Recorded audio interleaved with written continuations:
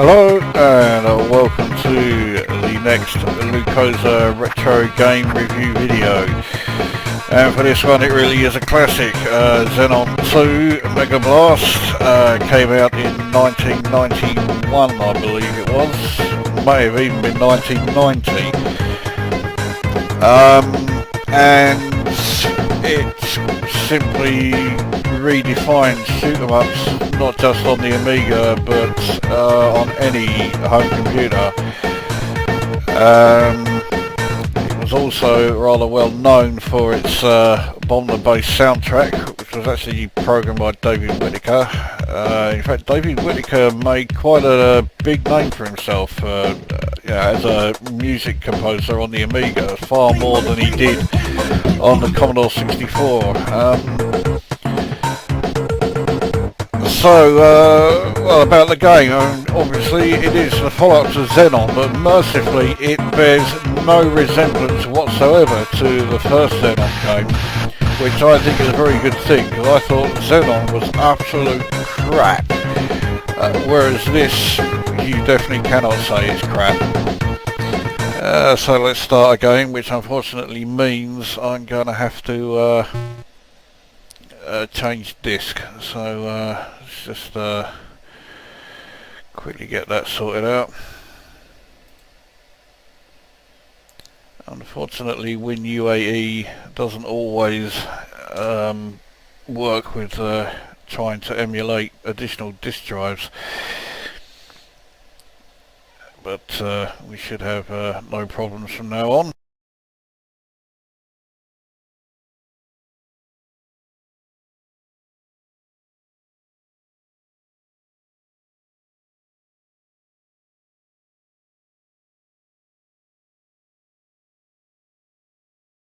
Here we go. So you pick it up, I think those two are speed ups, and as you shoot each wave that's a power up, just to improve your overall firepower. But yeah, I am playing with unlimited energy, so I'm, basically I'm impervious to hits, because otherwise I wouldn't last 5 seconds and I wouldn't be able to show you anything. And when you destroy most waves, they'll drop behind these like glass balls like that. That is credits which you need to buy items from the shop. And the shops appear twice per level, at the halfway stage and then again at the end.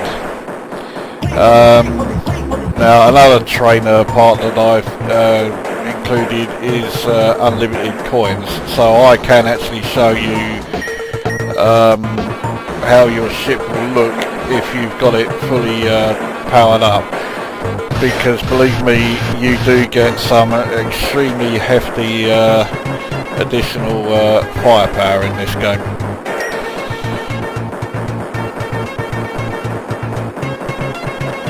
Yeah, as you can see, the unlimited energy means that I have no problem with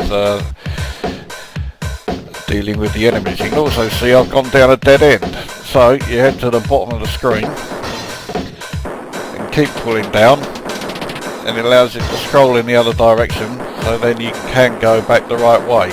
And in later levels, I think it's the second half of level 3, that is absolutely essential, because it's a bit like a maze, and you have to do that.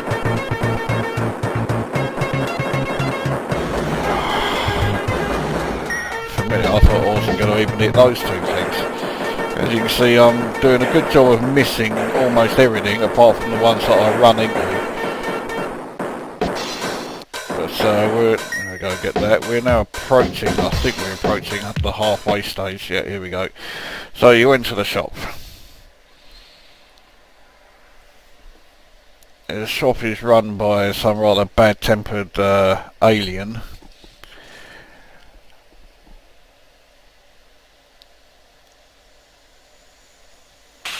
Here he is.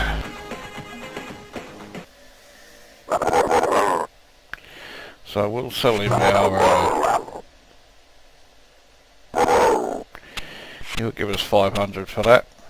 We'll do that. Don't want to sell anything else, so now we go to buy. Now on this level he doesn't actually have a great deal to sell us.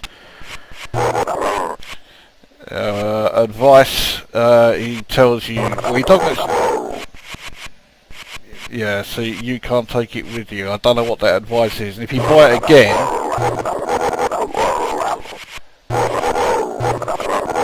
there you go. So if you're trying to buy advice 3 times, he gets the arse ache with you. Auto fire, that's quite handy, I'll take that. Now Super Nash 1 power, because I forget that for a lot of the levels you can't buy everything, which is a bit of a shame, but this gives you a taster of, well, it's the full, to have a fully decked out ship.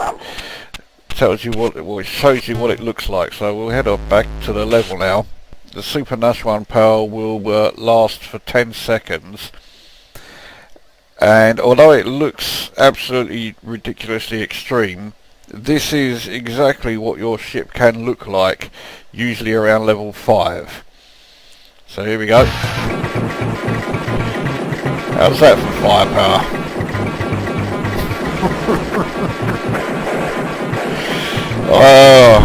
I wouldn't say no to a few games that, you know, look like that. But now that I have the auto fire, I can just keep my finger on the fire button now and not have to worry so much about, there's a smart bomb, that was Z. It's quite handy. It would be more handy if I wasn't absolutely, you know, immune to everything. Now this was one game I had back in the day. In fact, everybody who was even just like, you know, a semi fan of shoot 'em ups had this back in the day. You just couldn't not get this game. Yeah, this was a must-have. So what I shall do, we'll keep making our way through level 1, but I think once I've done the boss for level 1, we'll call it a day for this video, because otherwise this video will go on for a fucking eternity. Now, as good as it is, you don't want to be seeing endless trainer bloody shoot 'em ups. So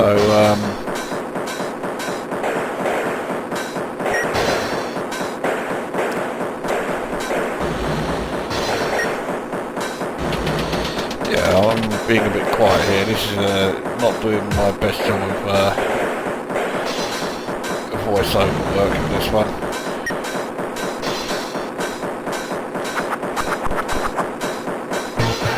Doesn't look like you can shoot those things down the side. So it's been a while since I played this, so yeah, I wasn't too sure what you can and can't shoot. I'll definitely take that. That's one of your cannons. So we're getting part of the way towards the Super Nash 1 power. We just now need another cannon, 2 lasers, and the orb that follows you around. Here we are at the end of the level. This is the end of the level boss.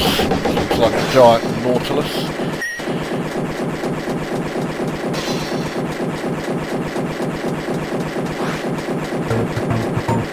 Because it's very easy to destroy when you are impervious to every shot he fires at you. But you would again need to use the down trick, and you try to catch all of those credits rather than let them all drop by you. So that's level 1 done. And each level is graphically different, some more than others.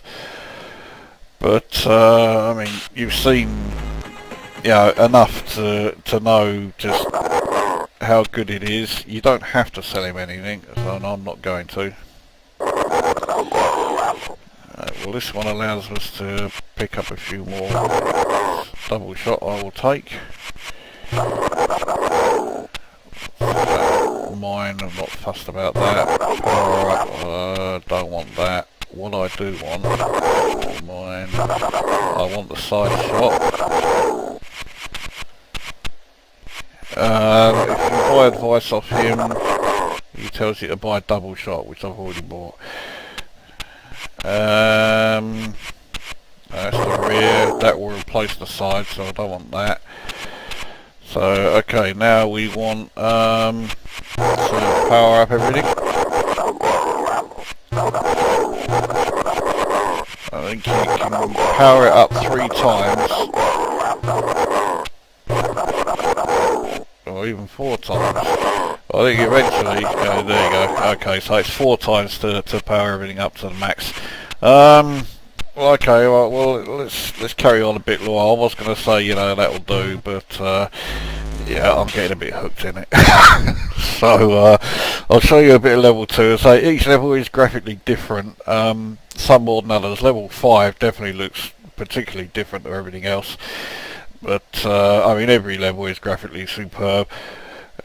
Graphically, the game is superb throughout, as you can quite clearly see. I mean, if you were, you know, an Amiga fan, and you know you had an Amiga at the time, and you thought these graphics were no good, then I mean, well, there was something wrong with you.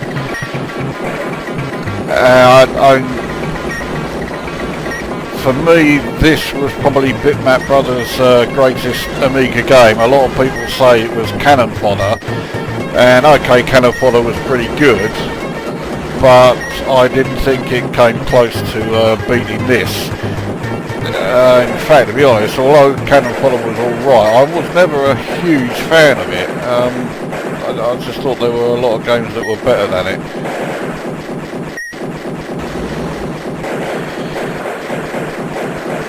So there we go, this is, you know, a pretty good idea what level 2 looks like. You know, you really don't want to watch me going through the whole thing, especially as I'm playing it with trainers, so, you know, I can't lose. So how do I rate it? As the shoot 'em ups go, the gameplay is superb. It's extremely tough, so I mean, if you like your shoot 'em ups to be challenging, you'll love this one. Graphically, it's phenomenal. Sound-wise, sound is fantastic. Although it does help if you are a fan of Bomb the Bass. If you are, I wouldn't admit that in public too much, if I were you. And here we are on the halfway stage. But there are bosses at the halfway stage as well now.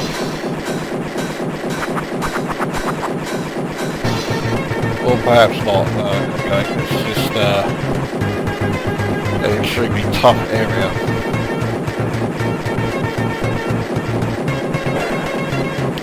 Okay, yeah, it is a boss of some kind. I thought it was. You have to destroy the 2 eyes at the back here, and then you go back down to destroy the head bit at the front.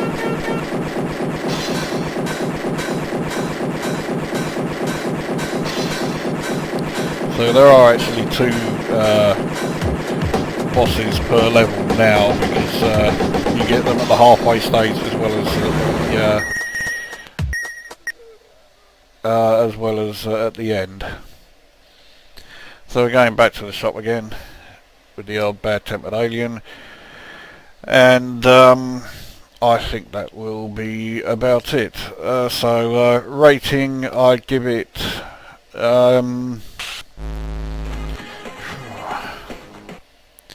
I'm not sure what I would rate it. It's got to be, yeah, this he doesn't give you anything. It's got to be 9.5 out of 10. It's not quite 10 out of 10, because I think the difficulty is a bit too high. Once you've got, you know, a decent amount of power-ups, then yeah, great. But of course, the problem with you know, games where you need a lot of power-ups is that when you first start off, it's extremely tough going and a bit on the frustrating side. So there we go. I can't remember if I said 9 or 9.5 out of 10, but yeah, 9 out of 10 I think for this one. It's still great. If you like your shoot 'em ups, you've got to try it. Simple as that. And even if you're not a big shoot 'em up fan, I would still recommend trying it because it's that good. So there you go, Xenon II, an absolute classic and deservingly so. 9 out of 10 from me. That brings this video to an end, and we'll see you at the next one.